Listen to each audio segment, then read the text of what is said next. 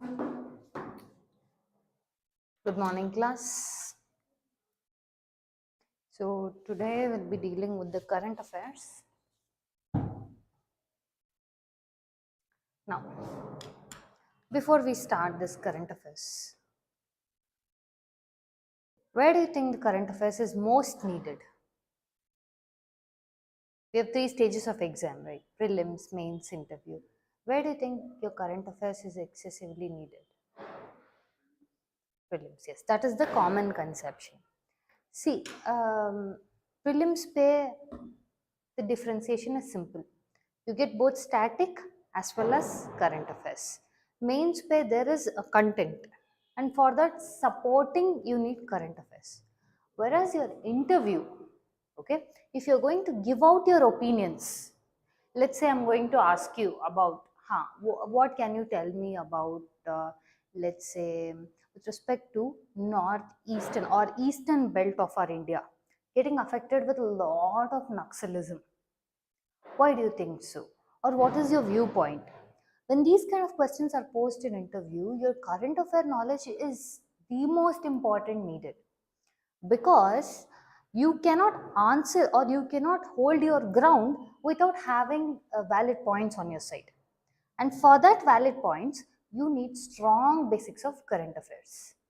See, current affairs is needed in all 3 stages, but up until you reach the stage of interview and even in interview, current affairs forms the base to build your opinion. If you need an opinion, or if you have to form an opinion to say this is right or this is wrong, then you need current affairs. Okay, so when we learn the current affairs class today, let's make sure we focus on both prelims, mains as well as interview. Okay, all 3 are very pivotal, and this whatever you learn today, you use it for all 3. Okay, so let's start with the first one. The first is geo heritage sites in India. Okay, see, we have a lot of sites in India, and moreover, before entering into these things, we have a lot of schemes, okay, where we are trying to make India a very attractive tourist destination. Okay, so we are trying to make it a very, to be more specific, to be a place more of your eco-tourism. Okay, we try to make India as a spot of eco-tourism. We also try to portray India like your schemes like Hriday. Okay, in we will be doing a separate class on the schemes and all separately. That day we'll discuss on this Hriday, where we speak about more of the heritage, culture. Okay, we also want to portray India as a great spiritual zone where you can connect, and that is not just for Indians. This concept of heritage, culture, spiritual has been attracting tourists from all over the world. Okay, and also especially with our more focus on yoga. Okay, India has become the hub of yoga or yogic sciences elsewhere throughout the world. We have also had this constant deals with, let's say, US. Okay, where we're trying to jointly set up, okay, yogic discipline. Okay, we're promoting yoga, your International Yoga Day, everything, right? So whenever we speak about something, like for example, something, let's forget this word, something sites in India. Okay, if we are hand picking a place and giving it a tag, these tags. See, by tags we mean we have Blue Beach, that is also a tag. Okay, now when we say Blue Beach, we are trying to portray, we are using our water sources, our water bodies, not only for fun and entertainment but also sustainability. We are also making sure the people in the beach area or the water area, that is the coastal people, are having sustainable livelihood. Okay, so we are making sure that it is a wholesome development. So any site we pick, okay, and especially and when we give a tag, understand this, any site we pick, any tag we give, it is to make sure that it has to be sustainable and wholesome. When anything satisfies these 2 categories, then that attracts international sight, meaning the international organizations will be interested in doing that. For now, if India is going to do this, it will if in it let's say UNESCO, okay, UNESCO sees this kind of thing as having a very sustainable wholesome development. It is benefiting the people living there, it's benefiting their livelihood, okay, and also it is promoting that place, it is also spreading awareness among the people, it is bringing to them together. That is the basic concept of unity and fraternity. When all this are brought together, then they try to implement it all throughout the world.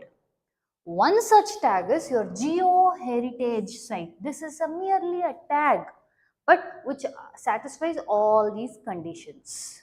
Okay, so this geo heritage site in India recently came into news.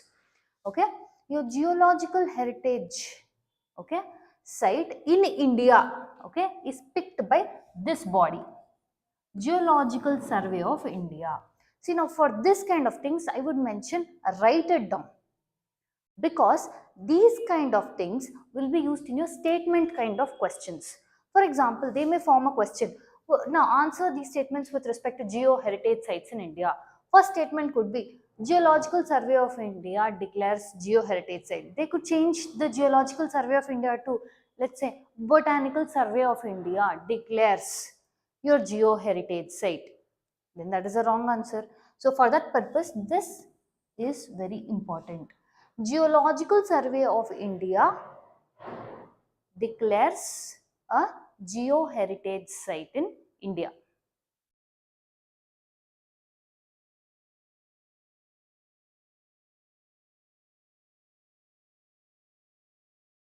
Okay, for what it does? For protection and maintenance.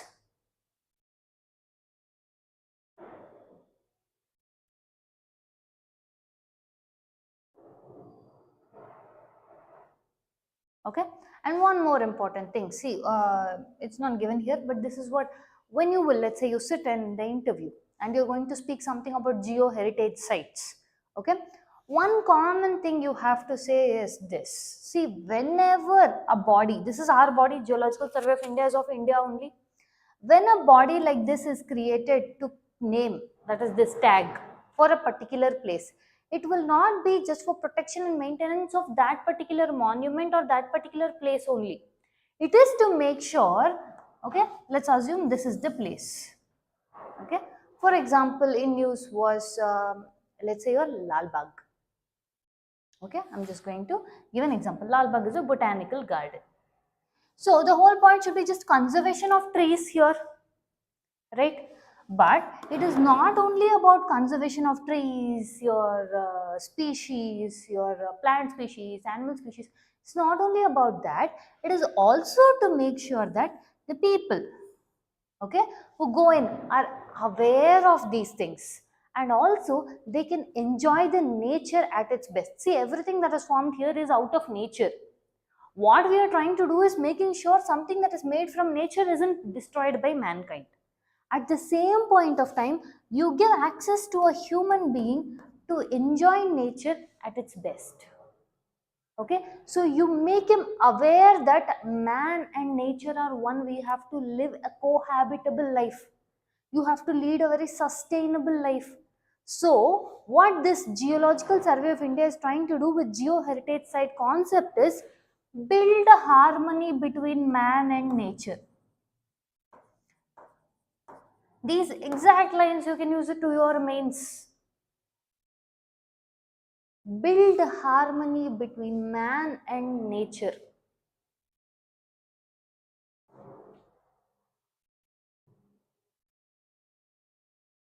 Okay, so this geo heritage site is more than just protection and maintenance.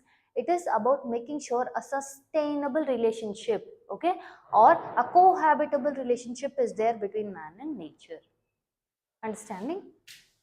Now, some of the examples that your geo heritage sites we have seen, okay, that your geological survey has picked is, one such thing is present in your Andhra Pradesh, that is volcanogenic bedded barrettes. Okay, see this concept, this entire picture depicts volcanogenic bedded barytes, meaning this is formed because of precipitation from your volcanic vapors. Some landform is formed merely from the precipitation of volcanic vapors. So this is nothing but a nature's marvel. A landform, okay, or a mass is created by the precipitation. Precipitation means, like, let's say this volcano, okay, it erupts. When it erupts, it has to cool down. When it cools down, it forms a beautiful piece of land which has zero man interference. Okay, when you see nature without man's interference, okay, that is the nature at its best. Okay, without disturbing its environment. Okay, but now we have disturbed it sufficiently so that we keep destroying those also. Okay, make sure you mention these two. This is one of the geo-heritage sites in India. We almost have 30 odd sites.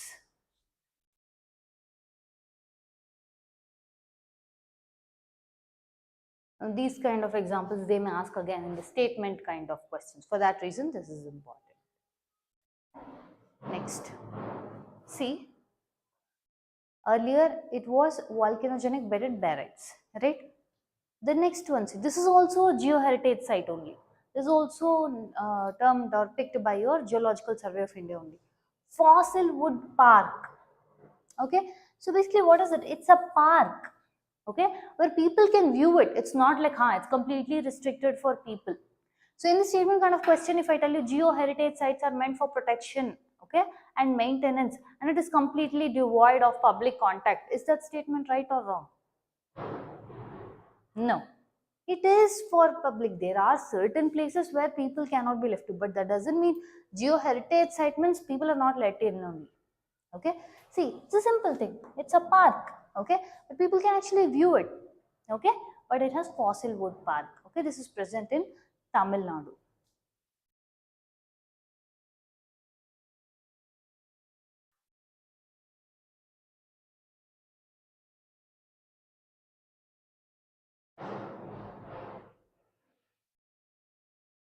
See, now if you look at these pictures and all, constantly if you look one thing with respect to nature, one thing we, or by us, India or international organization, one thing it mainly tries to do is prevent human nature conflict. Okay, these are the words you can directly use: prevent human nature conflict.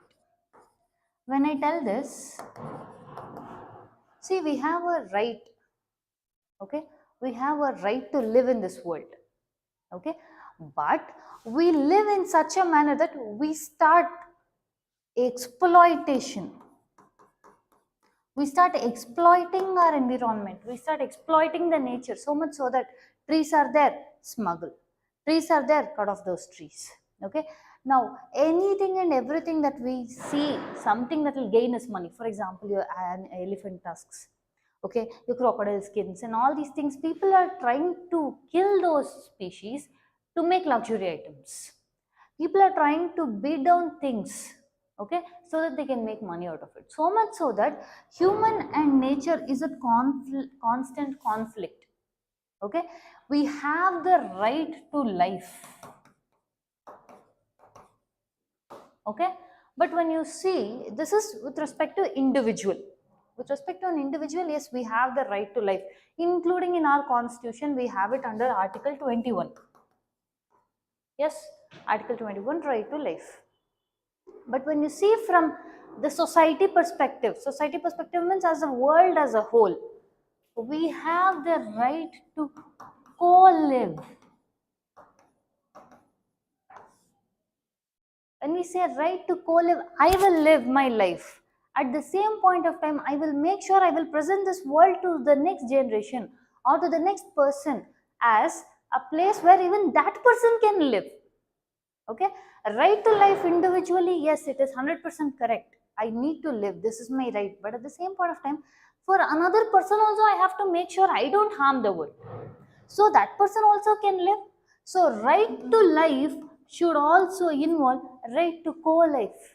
You have to live with other people also. By live with other people, all I'm trying to tell is you have to make sure you do not destroy the nature to an extent where another life cannot persist. Okay, especially if you've seen now, and especially this generation, they are fighting extremely for protection of nature, protection of our environment. Why do you think? Because they are asking us the question, you have lived your life to the fullest on the earth, you have used all its resources, but you are exploiting these resources to an extent, you are not leaving any part to me. So, in a way, we are taking off their life, we are removing their right to life.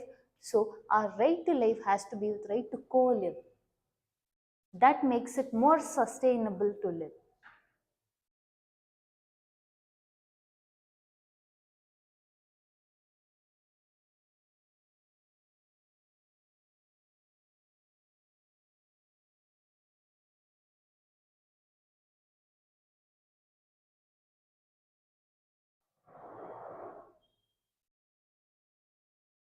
We'll move ahead.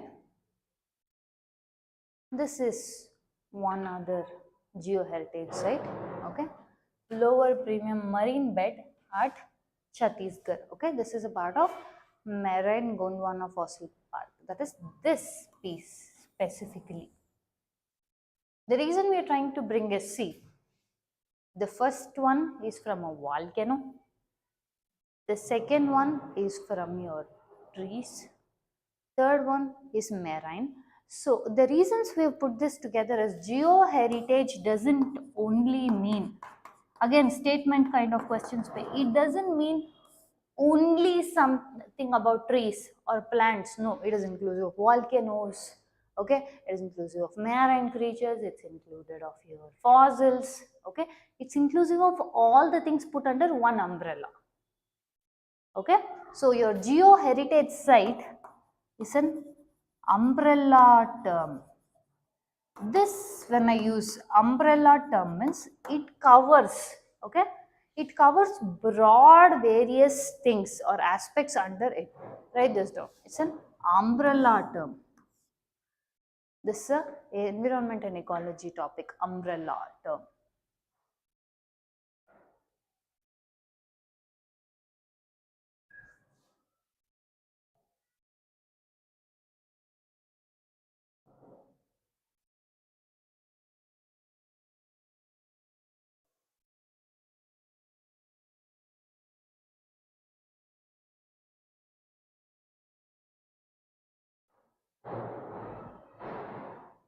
Okay.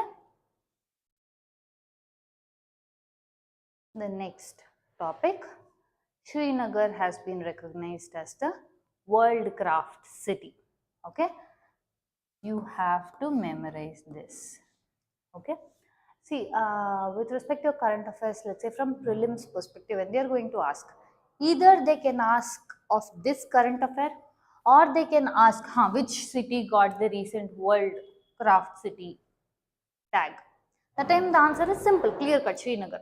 Or they could ask you about this concept, or they could ask about which other cities got this, or they could ask which other cities which have got for what. Understanding? So when you study a current affair, especially from prelims perspective and more specifically of all the government exams, okay, this applies to either UPSC or other government exams, state exams also, right? So you have to look at all these three things: which city, which organization is giving, which other cities have already got it, and for what have they got it. So when we cover these many topics for this particular current affair, then we are sure whatever questions they give in this, we can navigate through it. Okay, so this World Craft City tag, again, like I said, geo heritage site is a tag, right? So this World Craft City is also a tag. Okay, this tag is given by World Craft Council. Okay, write this down.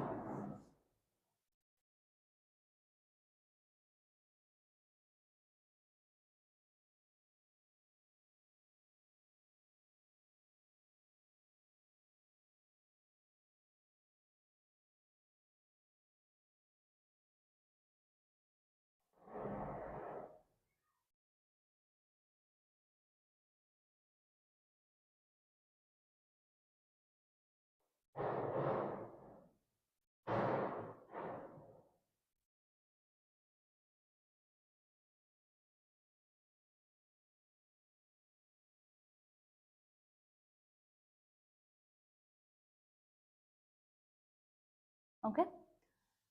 See, now the Srinagar is a part of World Craft City. Okay. But the same Srinagar is also a part of UNESCO Creative City Network. Meaning, this is something with respect to India related. This is something with respect to international related. Okay. Now, Srinagar is part of both World Craft City as well as UNESCO. It is a part of UNESCO Creative City Network. One thing about this that they may ask in the statement kind of question is, see, the issue that has come out of the current affair is only for this, but because this is a part of this also, they may ask question on this also. UNESCO Creative City Network. Okay. One of the most important things about your UNESCO Creative City Network is this simple. Creative City Network. Okay. Meaning something to do with city. Okay. Where is city present, urban or rural? Excellent. City is present somewhere with respect to urban. Now, in this urban areas, okay, see, at least in rural areas, you are having the main production as that is producing your agricultural produce as important source of occupation. When it comes to urban areas, what you make monetary, okay, mostly is from services or service sector. Again, I'm telling mostly, right? Like when we say service sector, that is your tertiary sector. Right? Tertiary sector, service sector has to be there, means we have to build roads, okay? We have to make sure, no, if you just walk out into our city, what is the first thing we see? Traffic, vehicles, roads, pollution. It is like a necessary evil. We need it, but at the same point of time, it is causing this much harm.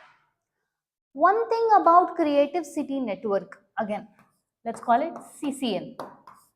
Okay, one thing about Creative City Network that UNESCO aims is, first and foremost thing, it is for sustainable urban development. When we say urban development, it is not we are going to help urban areas develop. No, there are sections in the urban areas. Okay, that is for example arts, handicrafts. Okay, see your arts, handicrafts, and all this was the richest, if you would call any land that is the richest source for its arts, handicrafts. Okay, that would be India. We were one of the pioneers with respect to showcasing our rich culture and heritage through our crafts. That got a major blow during the British time, that is our colonization. So much so that you would have seen in history where they would have put a ban on Indian products being put in their country. Okay, we also hear stories where women using Indian made kerchiefs was put into a huge fines because they saw India as a mere colony, meaning it will take raw materials from us, process, do all the manufacturing there, throw their end products into us. They wanted to make sure, okay, the beauty of our craft, heritage, culture, clothing, handicrafts, everything was cut. Okay, this was happening in your colonization period. That is somewhere in your 1700s, 1800s, 1900s. Okay, all this is not just for India. Wherever the colonization took place, all those places they have destroyed.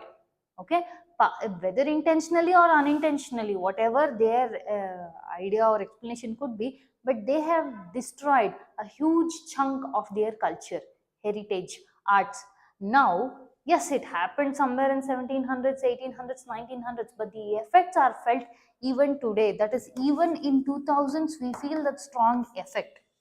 And if one of the reasons, if we are trying to correct that course of action, that is through these kind of things. Your UNESCO Creative City Network is to make sure that no, these crafts, okay, if we don't bolster them, if we don't provide adequate support, it will die and wither away. So much so that we cannot find it again. Okay, there are n number of crafts that have died because of lack of promotion, lack of awareness, lack of idea. Okay, by lack of idea I mean lack of idea to get it to more people. Why? Because excessive international competition. For example, anything we try to make, China will bring it in such a manner that it will try to make a duplicate copy in some other form, a cheap alternative copies. Okay, which put, for example, in 1970s, especially if you see our doll market, okay, our dolls, toys, it was completely destroyed because of them. Okay, so we are bringing this UNESCO Creative City Network is to make sure you right the wrongs or you rewrite the wrongs, whatever was created in this period, to make sure this particular period we support the crafts, we support the handicrafts. When we support that, people doing that will continue to do that. You will do that only when you have some money in it, right? How long will you be just doing it for passion or for your hobby? At the end of the day, you need to feed your family, right? Especially in today's generation. So with globalization in picture, we cannot just keep telling, do it out of passion, do it out of passion. No, they also have families to feed. So if you make this crafts, okay, handicrafts, a more profitable venture for them, that is how you bring awareness to everyone. You make sure. See, now you're telling Srinagar is World Craft City. Then somewhere you will think, no, what kind of crafts would be there? So you bringing it to people's attention. So this changes the narrative that was put on India in the 1700s, 1800s or 1900s. It was 3 centuries ago, but still we suffer the curse. Okay, so for this reason, this was created. And one of the founding members of your UNESCO Creative City Network was Shrimati Kamala Devi Chattopadhyay. Excuse me.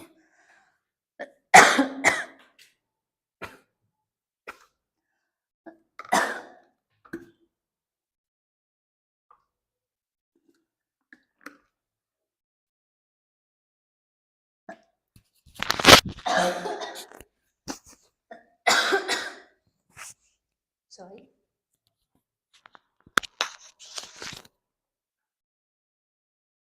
Okay.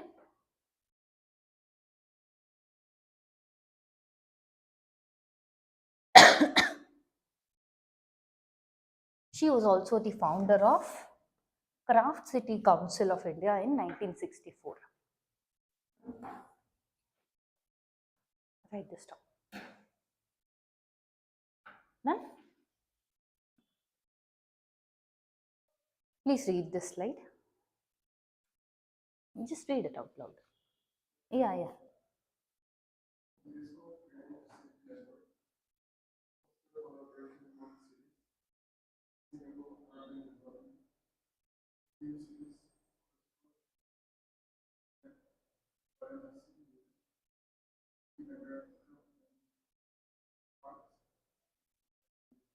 Okay, this is what we have been discussing all this while. Please write this down.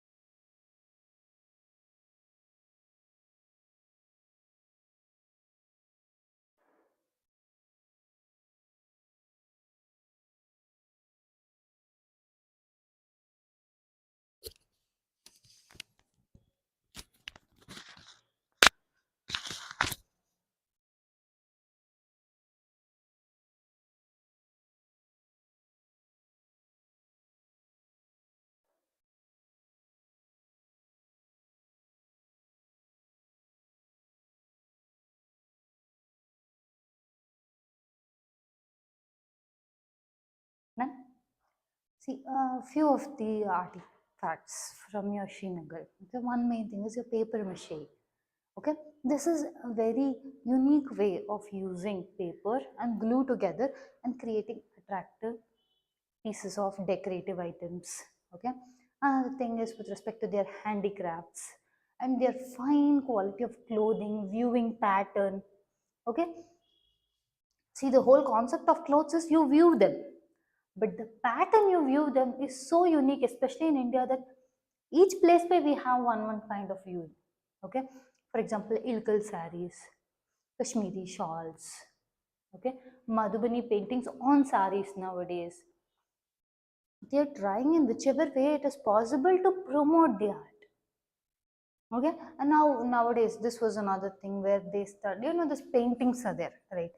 Kaligat paintings and all. They try to put that prints on the sari and promote it by telling this is the painting. So basically, what they're trying to do is promote our crafts with respect to other.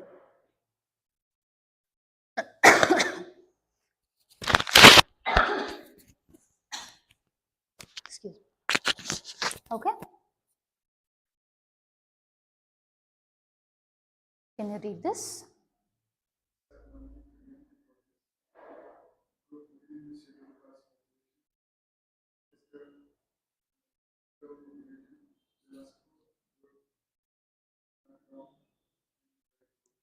Please write this down.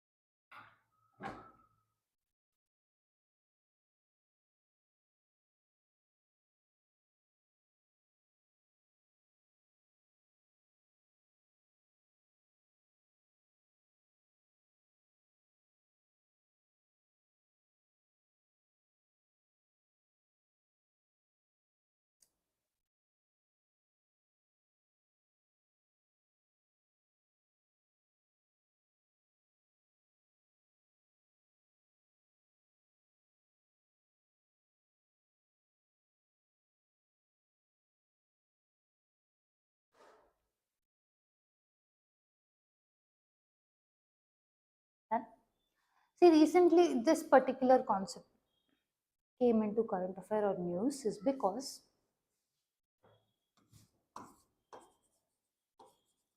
a public building. When we say public building, that is something which is for the use of common people. It could be a police station, it could be some other government office. Okay, this was torched, meaning burned. Okay, by this particular community. This invoked. Why are they doing it? They have their reasons. Now, see, when you see newspapers, when you see these kind of things, one of the things commonly told for UPSC aspirants is, you have to make sure you focus on current affairs, on newspapers. Understand one thing, the newspapers are not made for UPSC aspirants. So you have to be sure to know this newspaper is for everyone, right? In this newspaper, I as a UPSC aspirant, what should I take for my UPSC preparation? So yes, they touched the public building, everything is there. Now what we see from our current affair point is, who are these people? Okay, what is this tendency that they torched a building? Has it occurred before? Okay, the Satnamis are a group of people who belong to the scheduled caste. Yeah, their major location, okay, is your Chhattisgarh ka central region. So if you look at this, the Satnami community, they are not a very new concept. They have been there since very before. So much so that during Yes, 1700s. Okay, your Mughals were there, right? One of the Mughal soldier killed a member from Satnami community. To retaliate against that, almost 5,000 odd Satnami members took up arms and fought against them. Fought against at that point of time the Mughal king being your Aurangzeb. And they established their administration in that place. Okay, and also one of the most important thing about them is they have organized themselves. Okay, in such a community means, look at this Satnami community, they have their belief, okay, in spirituality coming from their own, okay, and they fight for their community members, their brotherhood. Understanding? See, one person was captured here and killed by the Mughal, 5,000 people took up arms for that. So they say they fight for their brotherhood. Okay, and these people have a common belief system.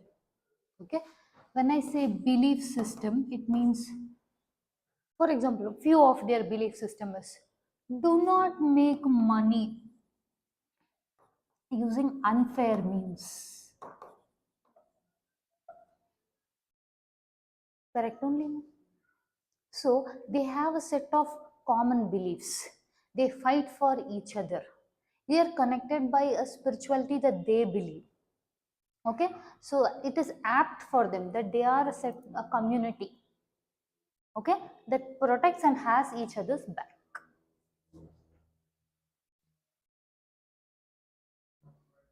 Yes, yes, right.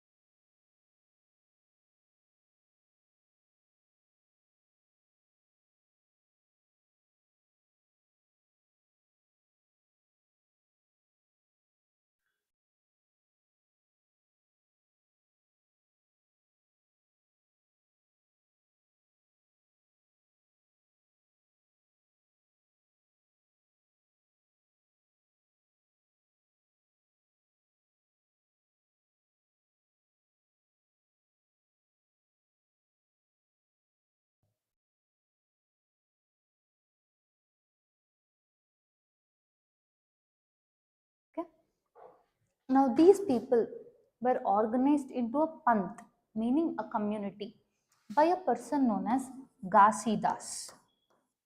Okay, now this person gave it a Satanami panth. Okay, he was the one who organized them into a panth or a community in the period of 1800s. Okay, we spoke about the your Mughal ke fight was one of that. See, Saint Ghasidas, he is also a member from your scheduled caste only. His was Satnam Panth, which means sect of the true name. Okay, they have both, like we said, that spirituality is both religious as well as a social identity. So for this I want you to highlight this: religious plus social identity is Satnam Panth.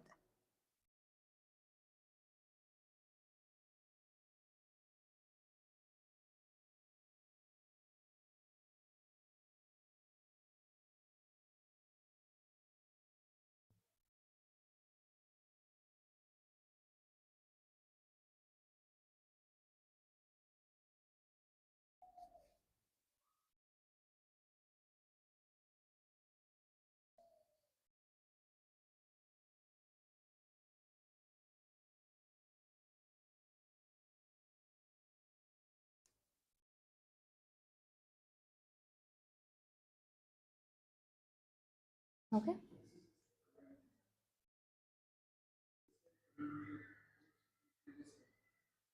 No, no, they all belong to the scheduled caste.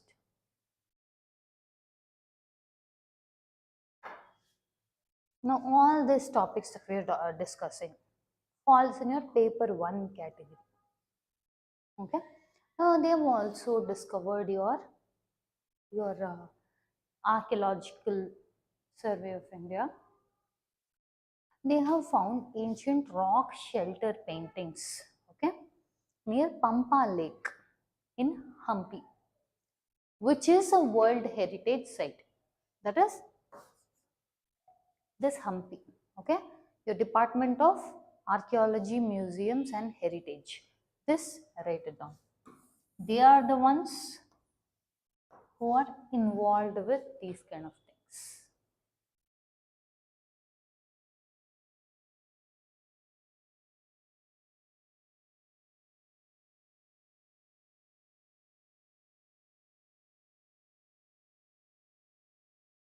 This is the painting that we are talking about. See, the sad thing is, whenever we go visit your old buildings, monuments, temples, we always see they are vandalized.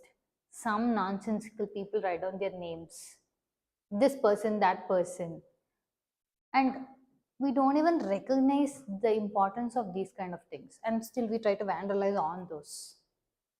So people have to be educated well to know that vandalism must stop with respect to buildings. Buildings are defaced, spray painted. Okay. Now from this perspective, we'll see what is our current affair. Okay. This particular painting was discovered near Pampa Lake, which is in Hampi, which is a World Heritage. Now that particular place is situated in Koppal district, okay, in Hampi, Karnataka, and it is located to the south of Tungabhadra river. Okay. See, yes, like I said previously, this is a current affair. Understanding? But we have to be sure as to what kind of current affair is needed for our UPSC. So when Tungabhadra river comes into picture, they may ask question about Pampa Lake, or they may ask question as to where it is situated, or they may even go ahead and ask us about Tungabhadra river, right? So we see more details about Tungabhadra river. Okay, this Pampa Lake, okay, which is part of the Tungabhadra river and all, there is something called as Panch Sarovar, okay, or 5 Sarovars, which is Man Sarovar, Bin Sarovar, Narayan Sarovar, Pump Sarovar and Pushkar Sarovar, meaning a congregation of lakes put together. In India we call them as Panch Sarovars. This is important and Panch Sarovar is part of this. Just write this down.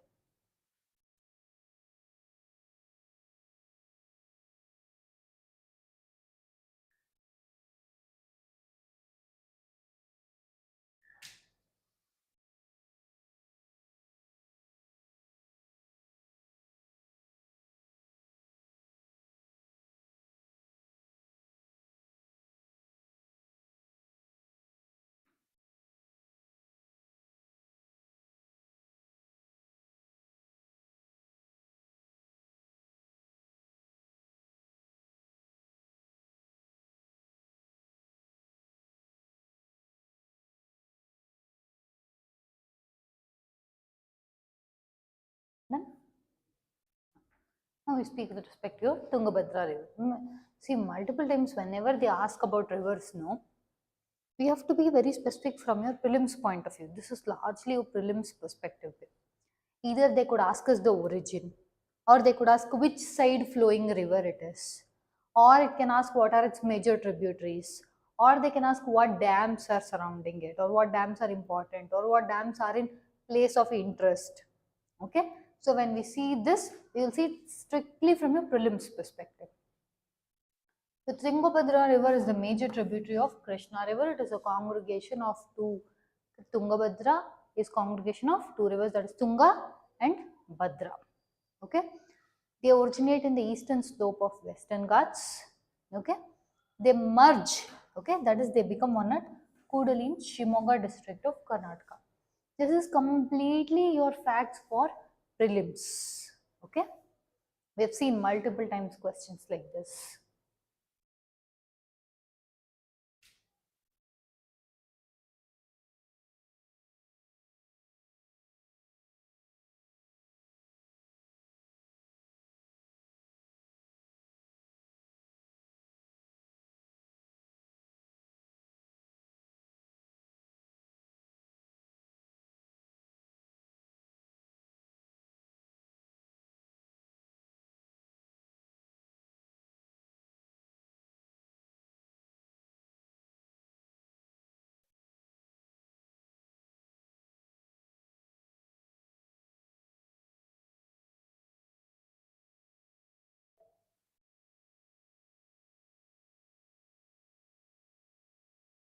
And look at this. We said Tungabhadra, tributary of here, Krishna River. Okay. If you forget even the exact location, at least through the map, somebody have to imagine it comes in the southern portion of India. Okay. Again, eastern slope of Western Ghats. Simple enough, right? Total length is of 531 kilometer. These are completely just fact based. It flows through Karnataka, Andhra Pradesh. This point, write it down, highlight it.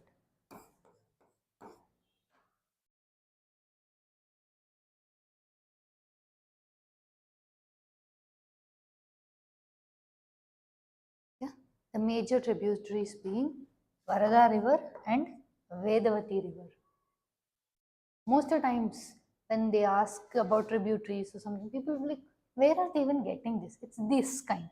See, it started with Pampa Lake. But see, up until where we are discussing, so it is not that Pampa Lake is there, means only one that they will ask question. They can navigate like rivers to this question, no? So this is how we have to prepare. Important dams with respect to current affairs being, especially this current affair, Tunga, Anikat, Bhadra, Hemavati, Tungabhadra. Okay, now to remember this, okay, see, like I kept telling, you have to remember that, you have to remember this. It becomes a little bit difficult to by heart, right? So we give something like mnemonics. Okay, to remember this, we can use something like Bahut. Tungabhadra, अरे बहुत हो गया यार. Bhadra, Hemavati, and look at this. This is the trick. Tunga, Anikat. Understanding? Tungabhadra. Understood? It's as this simple. But 4 things. We have to remember this. For this, I suggest a simple mnemonic, Bahut. Bhadra, Hemavati. Done. Right? Tunga. Okay? Tungabhadra. Tunga, Anikat. T-A, T-U. So you have to spell it like B, H, T-A, T-U. Right? All this 4. This kind of simple mnemonics. I'm telling this, I'm not telling you have to by heart it like this only, but this is one of the ways that I would use. So whatever ways is easier for you, you can follow that. If not, you can follow this. Okay, write this down.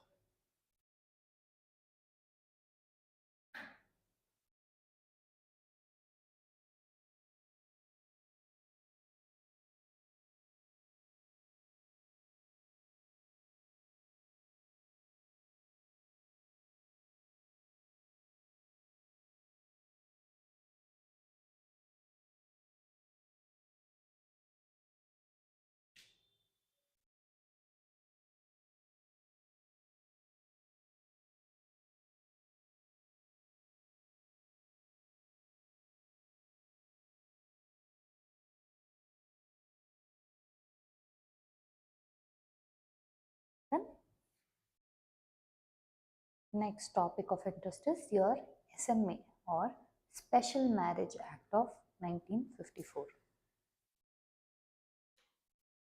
Okay. For this, I'll just give out a small brief intro. So what happens is, when a marriage is done, okay, between two people, they are guided by, usually in our Indian culture, they are guided by personal laws.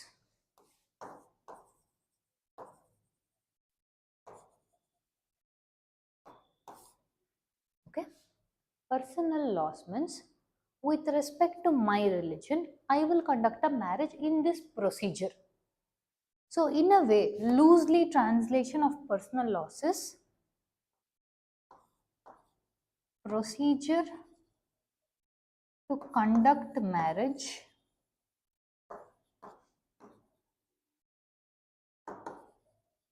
in accordance with one's religion.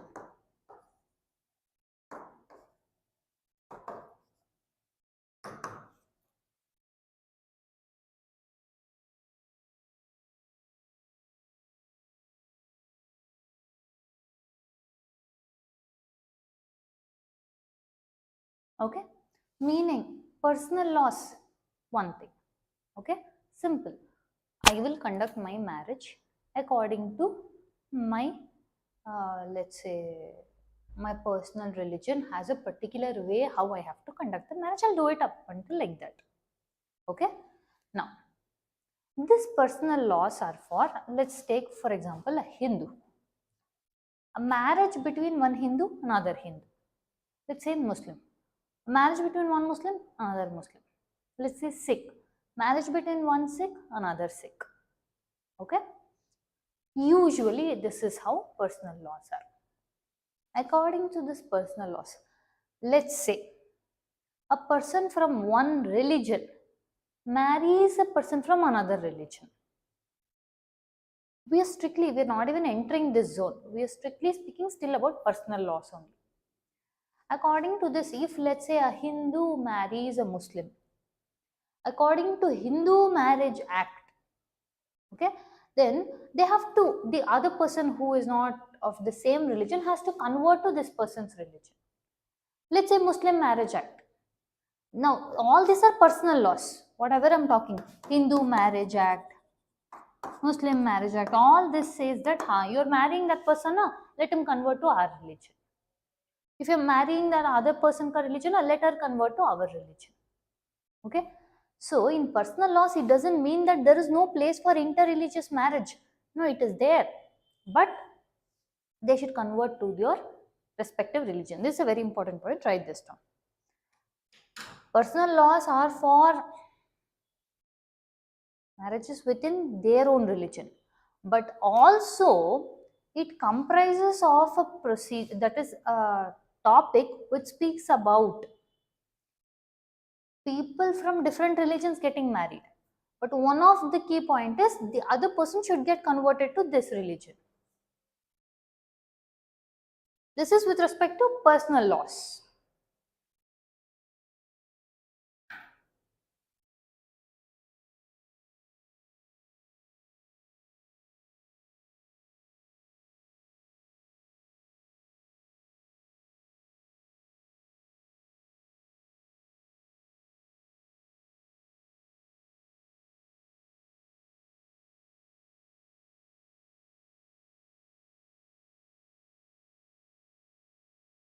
Okay.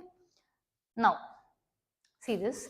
Just because two people of different religion are coming together and getting married, and with respect to this personal laws, first of all, they will not agree that easily. They will tell how you lose your inheritance, you lose your succession, you will lose your family honor, you are not going to get any penny from me. All the dramas, typical Indian serial dramas will happen, right? Despite that, crossing that also, if two people get married, then that person has to give up his or her religion to be with one another. It doesn't seem very fair, no? For that reason, okay, a special marriage act was brought through. Okay, it meant Any two people, okay,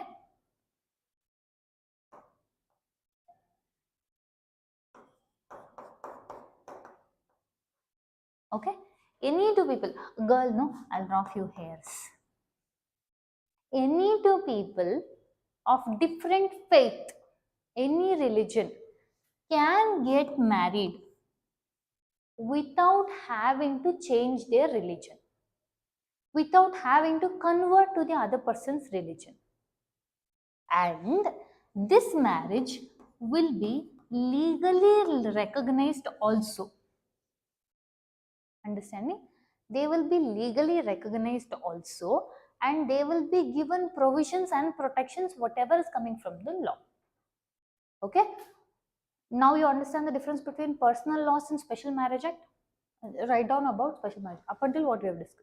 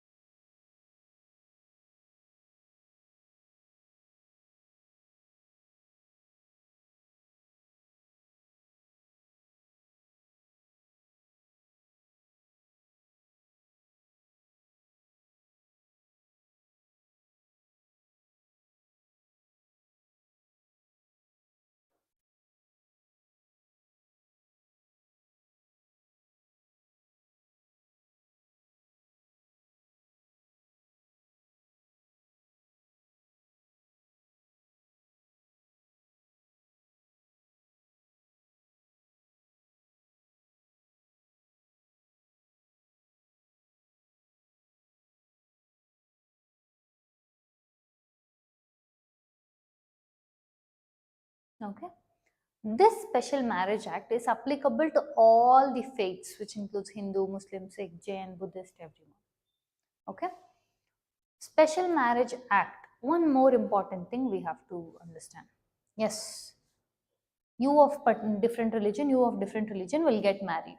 Okay, you don't have to change your religion. That is, you don't have to convert to this person's religion. This person doesn't have to get converted to your religion. That is also okay. But this special marriage act will not guarantee or is not mandatory that you have to make sure that, or whatever. Now if the dad guy, let's say the dad guy decides, I will disown you, I will not give you my property, okay, he can tell that, okay, because he was not getting married according to his parents' wishes and all those things. Those are also there, personal laws ka. Understanding? Here, yes, we try to protect them legally as much as possible, but it is not mandatory, this all will apply. Understanding? Furthermore on that, see, what does your SMA, that is your Special Marriage Act, agrees for is registration of marriage.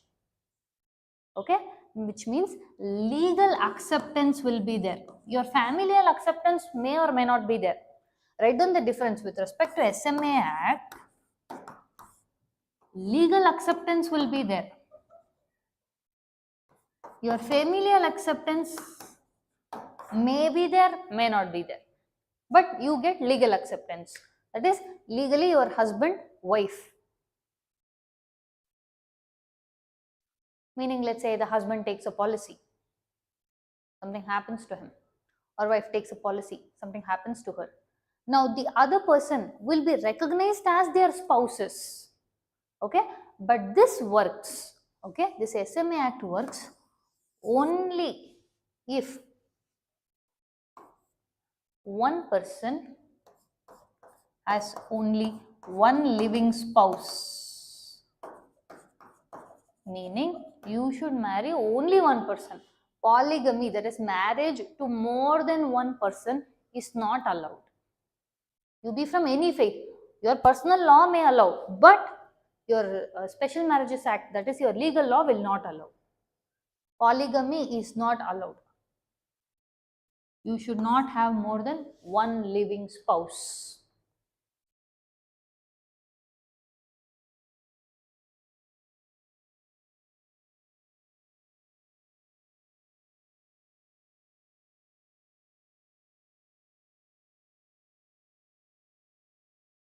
Okay.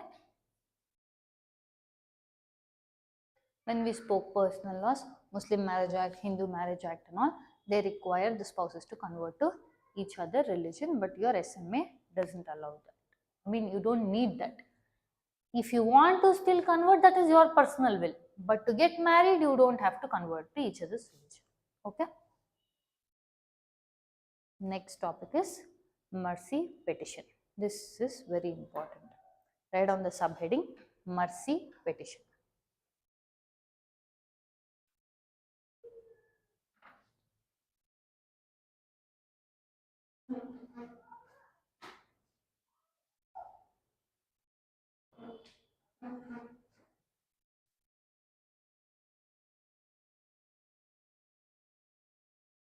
Okay. Understand this scenario like this. Who in India can give legal authority? Who can give punishments? Courts, that is your judiciary.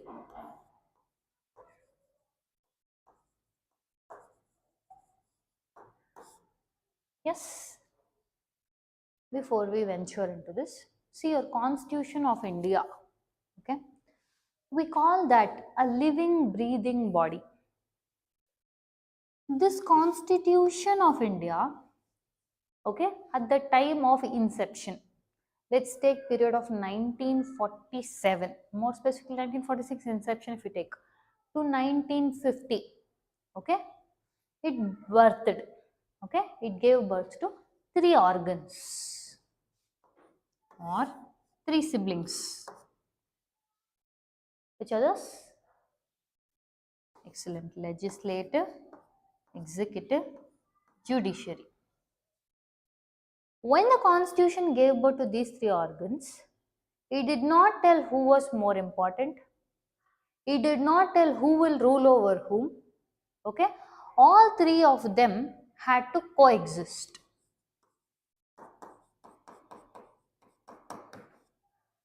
All 3 of them had to coexist doing their respective jobs. Law making, law implementing, law, now here not law upholding, constitution upholding. Understanding? Clearly it had set up their respective works for each other. But they are, consider them like siblings. Siblings, no. You cannot remain like hers is hers, mine is mine. No, sometimes you will go borrow. Sometimes you will take.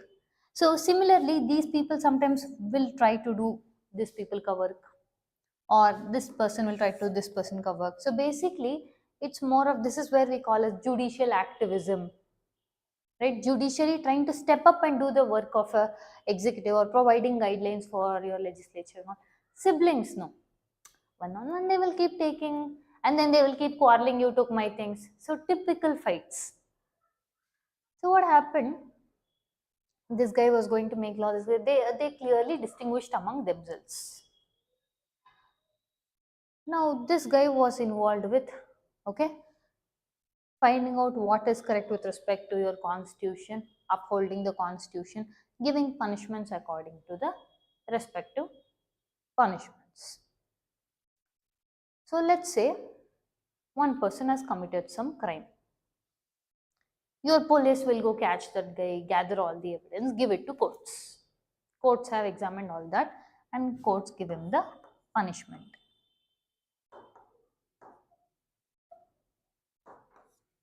Okay, the courts have given him the punishment. Let's say the punishment the courts have given, okay, is something that is very harsh, or let's say they've given the person, okay, death sentence. Okay, they have given the person a death sentence. If judiciary tells it will happen, right? You can't say no, I won't listen to you. No, that is their work. Now, when judiciary tells death sentence for you, you have to be executed. In this case, we are somewhere finding that probably, most probably, there could be a chance, a slight chance, that maybe judiciary would have made some mistake. right? It's not that you can give someone the status of this person cannot do any mistake at all. The Indian judiciary is one of the well respected, well versed, okay, block that we have. But there could also be a chance of error. Sometimes humans only know, human tendency is to make mistake, right? If a mistake is made and an innocent goes punished, then his right to life, that is your article 21, got violated. Yes. See, one thing about our Supreme Court is hundreds of people who have made mistakes can walk free, but not even one innocent should suffer. By this, they don't mean it literally, it just means that the innocence should be protected. Or maybe, okay, that person may not be an innocent, but there are many innocents involving that person. Let's say one example we'll take. This one person, okay, he has did some crime. Now you will give either life imprisonment or death sentence. Now this person, let's say this man, has a string of people, his elderly parents, his ailing wife, his ailing kids, very young kids, all of them are dependent on only this person for life source. At that point of time, this fellow should be punished, no doubt. But if we punish this fellow, all the other innocents who wouldn't do any mistake gets punished. So here, when we remove the sentence for him, it is not for this fellow's sake. It is for the people who are dependent on him. It could be ailing parents, pregnant wife, children, kids. It is seeing their faces we are excusing this fellow, not for this fellow. So on a humanitarian ground, we are granting mercy. Now, this judiciary, let's say it gives a death punishment. There might be a slight chance that they could have made a mistake, right? To correct this course, see, no one has the power to give life. And I say no one has the power to give life, you could either take it from the spiritual perspective or even scientific perspective. Okay, no one person, yes, you can tell this person did that, that person did that, but it is nature. Okay, when nature is the one giving life, you cannot take away that life. So when you're taking away that kind of life, and without even knowing that this person could have possibly made a mistake, for that you need a corrective course of action. It's a simple belief. The whole point of mercy petition, or the philosophy behind mercy petition, is if in case they have made a mistake, we need one last resort. The word we are using is last resort to correct that mistake. That is mercy petition.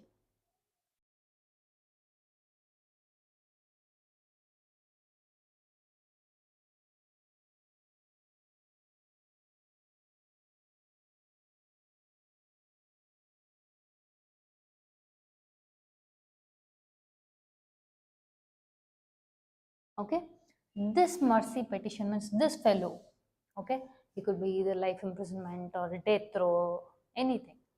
This fellow, after exhausting all the remedies that he has, okay, last thing if he can do is he can put mercy petition to either President of India or Governor of the respective state. Yeah, write it down.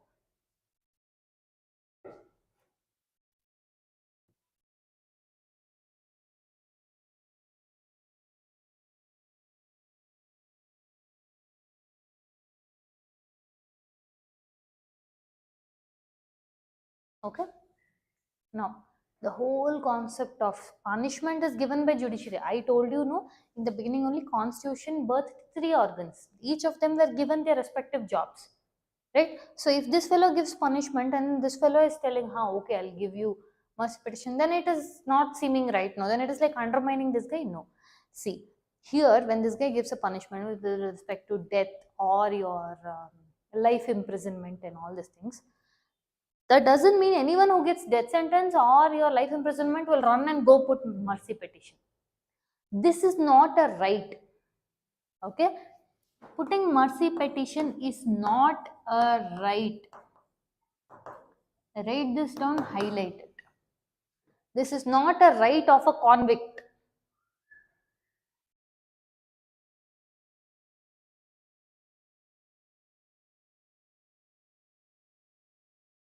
Okay, look at this.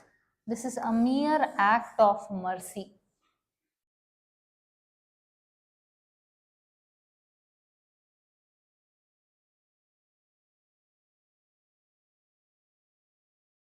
Okay, see, in one case I told you, no, when there are dependents on him, innocent dependents on him, that is one case. Second case, let's consider when this person is of unsound mind. Okay, first condition we spoke, his innocent dependents whose entire livelihood earning is because of this guy believing this. Second thing is, second condition is when this person is of unsound mind. Okay, when you're going to put a person of unsound mind in death sentence, that person don't even know why he is dying. Okay, somewhere it hits the humanitarian grounds, right? In these conditions they will usually agree to this mercy petition. Not that any person who gets life imprisonment or death, they will put mercy petition is there put. It is not that. This mercy petition is the last constitutional resort left. Either the prisoner or any relative of him can file for a mercy petition when it is with respect to your President of India. President's office will receive that mercy petition, and that mercy petition will be sent to your Ministry of Home Affairs. Okay, so that they will get an idea. They will ask, what do you think? This person has applied to me for mercy petition. What is your comment on that? And those people will send some comments back. So the president will take an informed choice. Okay, just because someone applies for a mercy petition doesn't mean they will be granted mercy. Okay, there are a number of times the president has rejected mercy petition also. We'll see examples further down the line. Understand? Write down up until now what we discussed.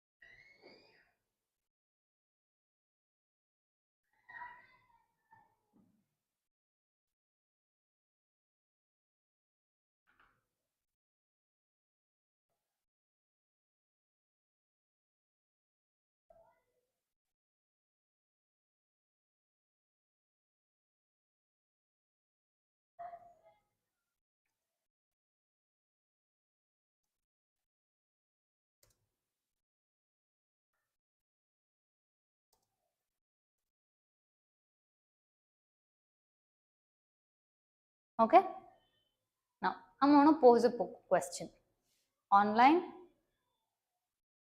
Okay, it's for you also. You guys have to answer the question if you know it. Now, online folks, you have to drop in the answer for this particular question in the comment section. Okay, I'm not going to reveal the answer. You have to let me know what the answer is. Okay, the question is, which revolutionary leader, okay, made mercy petition from jail. You can write it down, the question.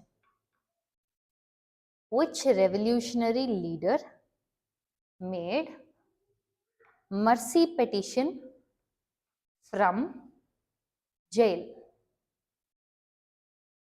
I will post the question, but the answer you guys have to post it for me. Okay? The options are A. V.D. Savarkar,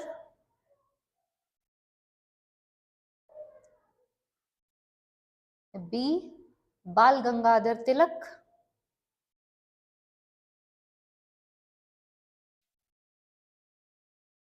C. Sukhdev Thapar,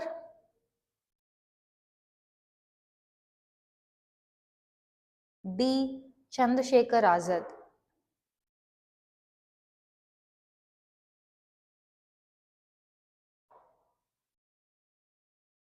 Okay? Online, please post the answer in the comment section. Let's see what's the answer. Okay?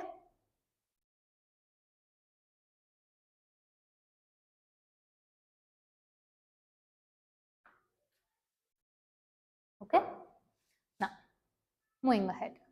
This particular provision where a president or a governor can grant mercy, okay, is a constitutional provision, meaning it is mentioned in the constitution. Write that down. With respect to president, it is through Article 72. With respect to governor, it is Article 161.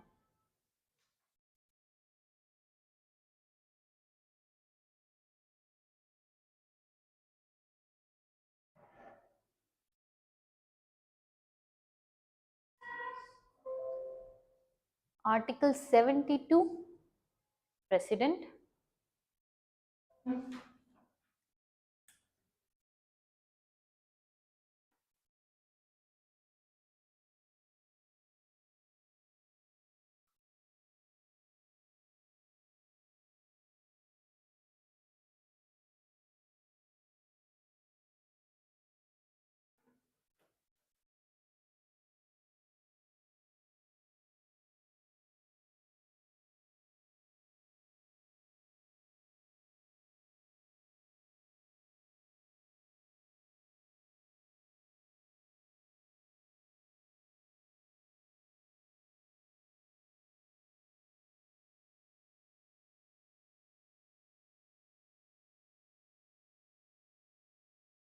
Excuse the power outage.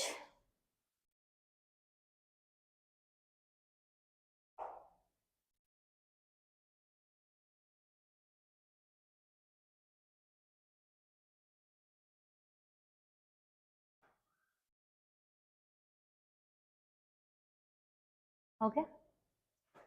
Come on, people. I'm expecting answers. Okay. So, the power to grant mercy is under your president and governor. Article 72 is the power where the president gets to do this. Article 161 is where the constitutional validity that the governor gets to do this. Okay. This is not considered, time and again I'm stressing, this is not considered as your right. Okay.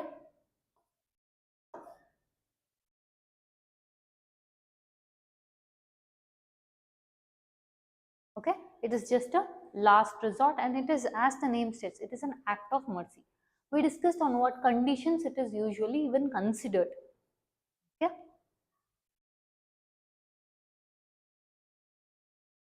We discussed this. Now, what exactly does Article 72 speak about? Can you please read this slide?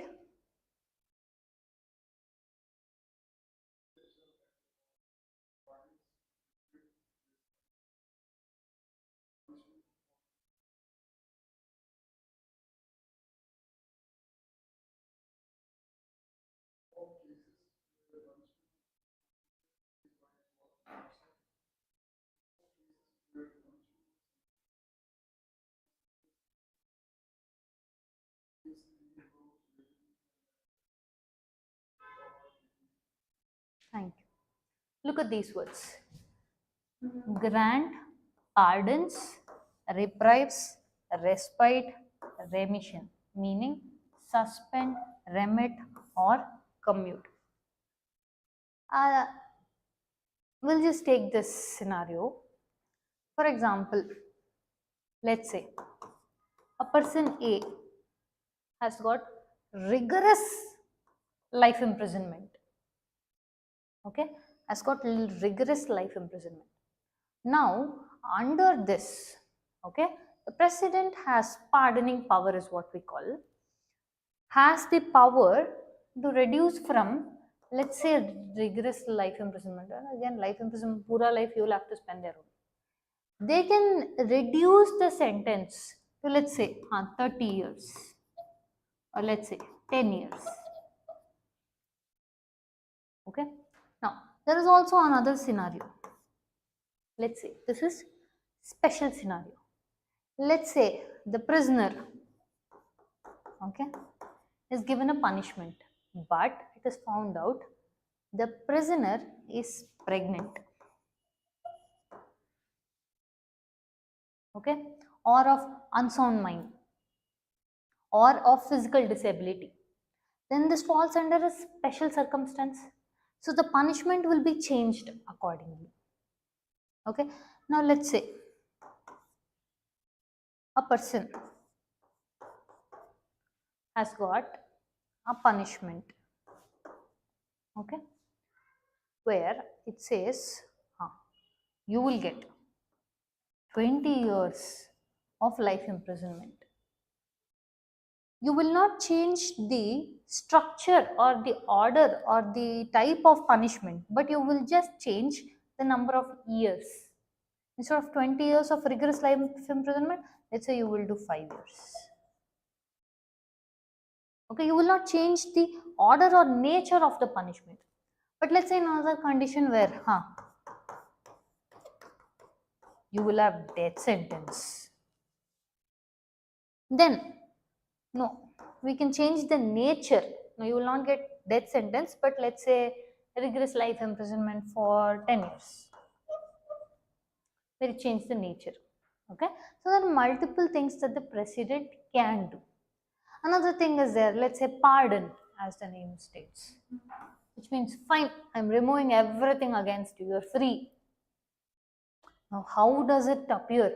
Okay, the court has granted me this thing, but the president just gave me a pardon, which means I'm free, I can do anything I want. No, it is not like that. You do not just grant pardons on a malified or in an uninformed manner. Okay, you grant pardons in very rare extreme cases. Even in Indian scenario, very rarely it is used. Okay, there was this one question that was asked: is there judicial review, okay, on mercy petitions? Okay, that is whatever is granted by the president and governor, is there judicial review on that? Online class, I'm asking you the same thing. Do you think there is judicial review on the mercy petitions granted? Answer, we'll discuss this in the end of the class. Okay, come on online class, I need answers.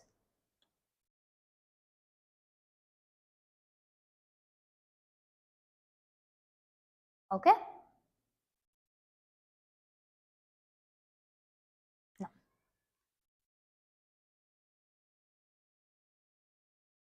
right.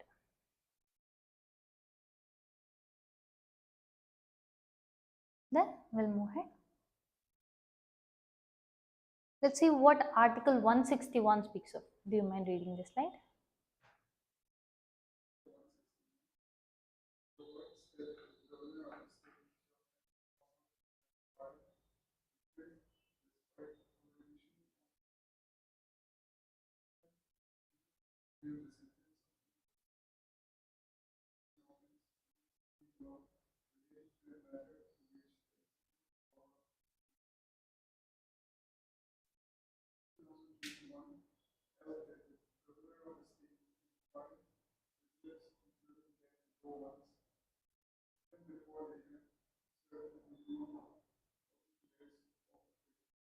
Thank you. See, now the governor also has somewhat similar powers, no? Pardon, reprieve, respite, remission, that is suspend, remit or commute, that is reduce the sentence and all. But there is one power that the governor doesn't have that the president has, that is in court martial cases. Okay, only president can take a stance, not governor. Okay, the Supreme Court in 2021 held that the governor of a state can also pardon prisoners, including the death row ones, that is even before they have served a minimum of 14 years of life imprisonment, that is prison sentence. Okay, now what is the philosophy or the rationale behind your pardoning powers? It is just a small simple recognition that no judicial system is infallible, meaning this is one last, okay, one last corrective remedy, but it is not a right of the prisoner.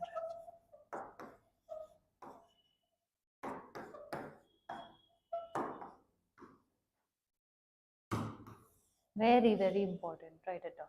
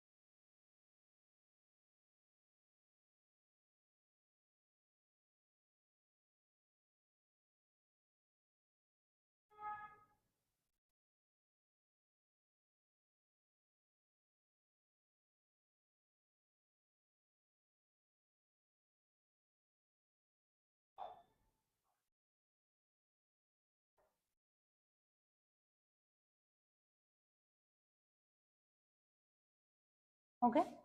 See, the Supreme Court itself has held that. Okay. With respect when it comes to mercy petitions, almost they said we have discovered 15 cases where the judgments that was given for whatever the crime they committed, later it's come to know that okay, that they have not had direct this thing or they didn't deserve this of a punishment. Luckily, through your mercy petition available in the president's hand, a very few of them have been able to use that well. It's come to know very lately. Meaning, a person would have committed a crime, okay, or any of that judgment will be given, etc. That person, let's say his mercy petition is appearing, yes, the president takes it up and grants mercy. Very later years, it is realized, okay, yes, this person actually didn't deserve this. That is in real basis also we have seen and witnessed this incidents, and even the courts have held that. Okay, so this is a corrective remedy, but it is not a right. This is very, very important. Now this is with respect to a Supreme Court case.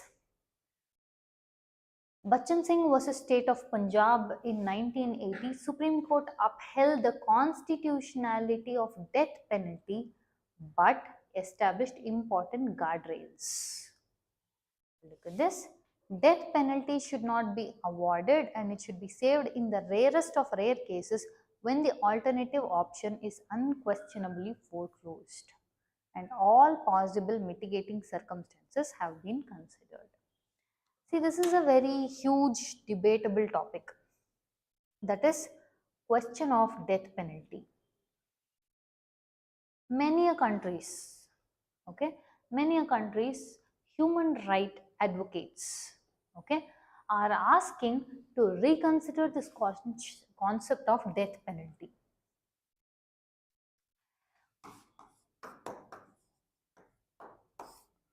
Article 21 in our Indian constitution is right to life. Yes, we say that we do not have, okay, that is, let's say the government or anything, any power for that matter, does not have the right to give a life, then how do we have a right to take away a life? Okay, so they are telling, okay, even for the worst of crimes, give them some other form like life imprisonment, rigorous imprisonment, and all those things, but abolish this concept of death penalty, is what many human rights activists are claiming. But when it comes to India, we still practice death penalty. Okay, still today there is a huge debate that goes on that says, no, let's not practice death penalty. Taking away a person's life is one of the most cruelest forms of punishments you can give. But India has upheld, again, the same thing as what it is stated here in the 1980s. The Supreme Court has held that we are going to practice death penalty, but it is only in the, look at this word, rarest of rare cases. Okay, which means for every odd things you cannot keep giving them death penalty. Now, what is this rarest of rare cases? Meaning something, let's consider like terror activity in India. Okay, someone carries out terror activities in India, like for example the Taj Mahal Castle. Or let's consider this case. One of the most brutal, violent kind of activities done to humankind, especially to a woman. Let's say with respect to this gang rapes we saw with Nirbhaya case. Okay, now in these kind of times pay, that is the rarest of rare cases pay, death penalty will be awarded. Okay, that is only with respect to rarest of rare cases, with respect to act of terrorism, gang rape cases. Okay, this is, see, the concept of this death penalty is to make sure, one of the debates was that the second you committed this kind of crime, you have lost that so-called human in you.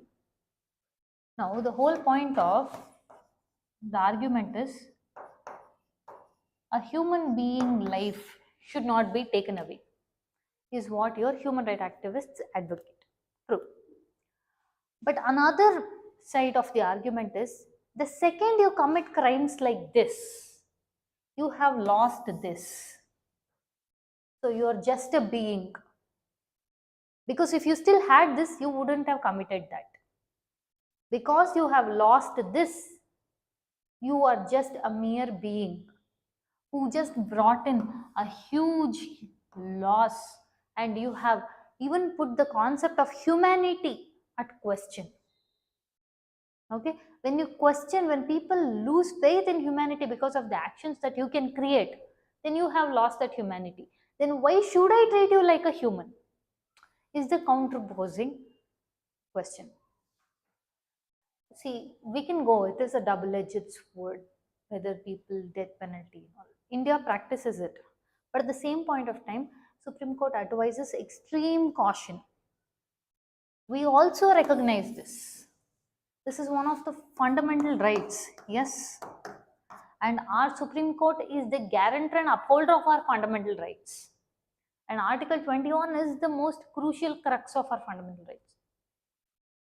If such a person, okay, if such a person itself is telling, no, we have to do this, then imagine the severity of the crime committed. Okay, so based on this, multiple sections have given their opinions, such as your law commission, your human right bodies, okay, your human right advocates. Okay, right.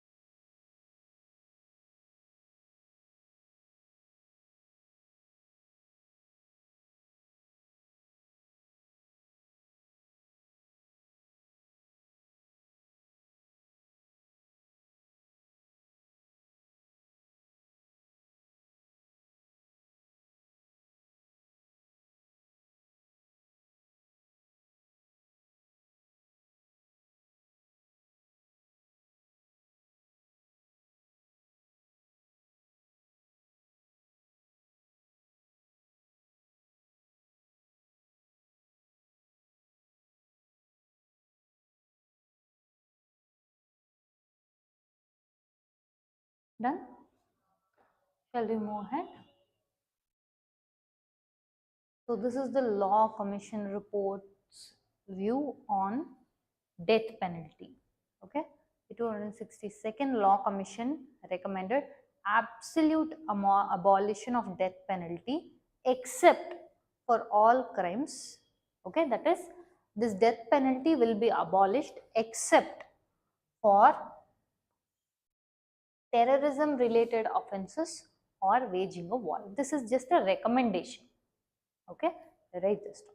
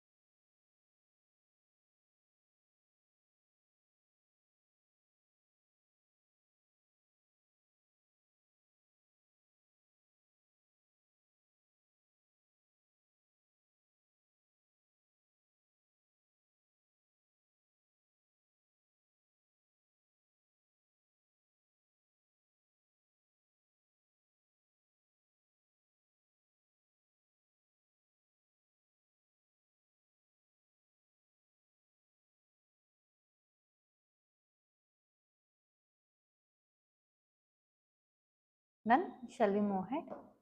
Now, this is one such mercy petition that was denied by the president, which was the mercy petition of a Pakistani national sentenced to death for 2000 Red Fort terrorist attack.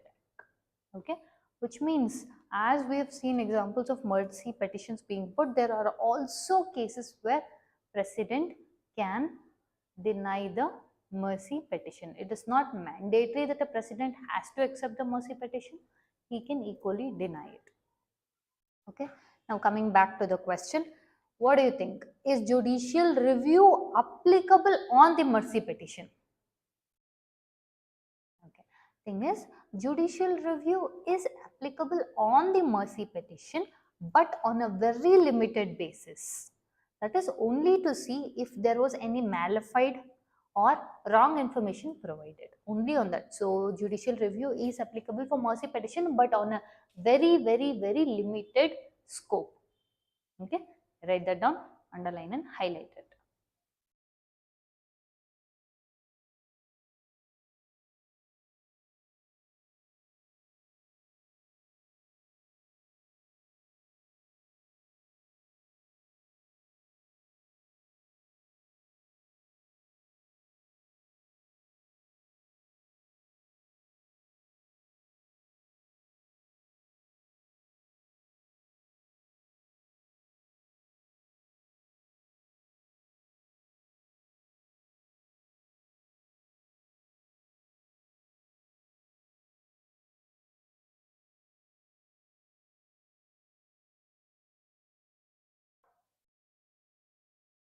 Okay, let's see one last topic before we end the live.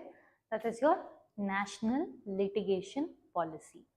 Okay, this has seen a lot of ups and downs.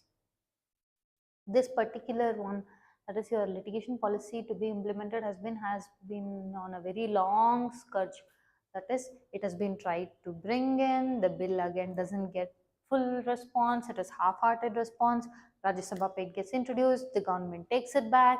Okay, so now when you say litigation, right, usually Supreme Court has to accept few cases. See, Supreme Court is the upholder of your fundamental rights of the citizens.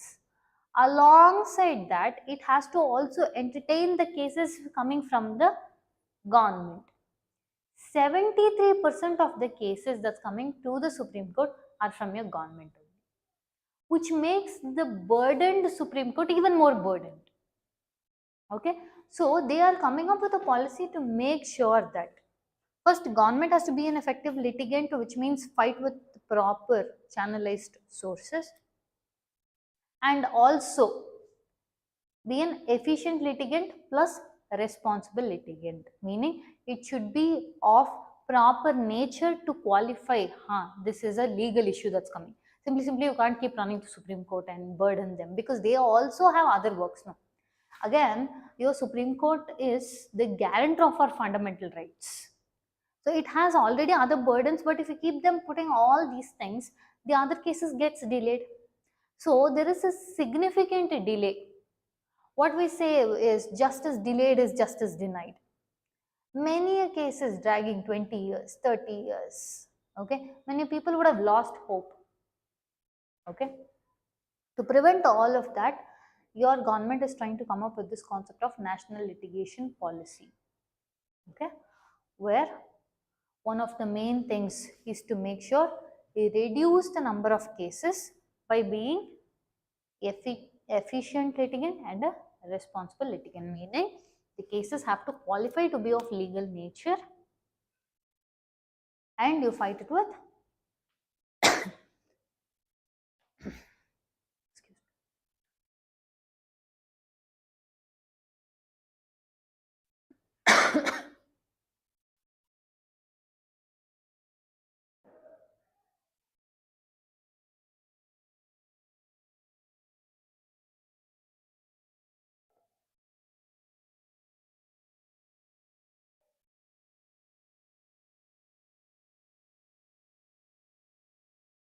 okay, we reached the end of our time. We'll continue the live on the next Wednesday series. Okay, hope you all enjoyed the class. Thank you very much.